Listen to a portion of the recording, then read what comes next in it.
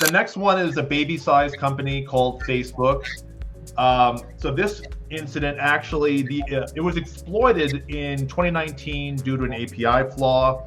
The data set didn't even surface until 2021, so like two whole years later. So this goes to show that just because data doesn't hit the internet in a way that it shows you that it happened like last month, it can always pop up. So it's good to monitor current day and also go back through the logs and look at it. So this particular incident involved 533 million user records, 32 million of which were in the US, and it was related to just data scraping, API abuse via automated bots.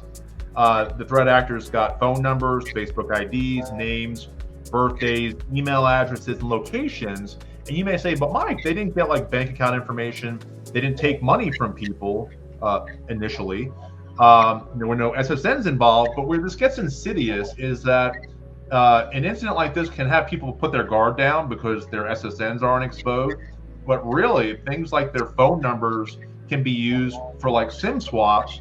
And then when someone has your phone number, that can be used to get into to do that recovery, password recovery of your email, your bank accounts. So there's a lot of layers and waves to this. So it was publicly reported in April 2021. Facebook did have a fine of $277 million by the Irish Data Protection Committee in November 2022. And you may be saying, well, I thought it was a lot more than that, but you're probably thinking of some of the other European fines because Facebook and the EU, they fight more than worst enemies in the UFC. But they did take action about this. They patched their API and they did rate limiting and took other steps to slow down data scraping, which is so big on platforms like Facebook and LinkedIn. LinkedIn's really vocal about this, and companies like Apollo have gotten in some trouble for this because LinkedIn knows the data is valuable, and if you're going to use it, they want to make money of that. They don't want you to take up their bandwidth data scraping them.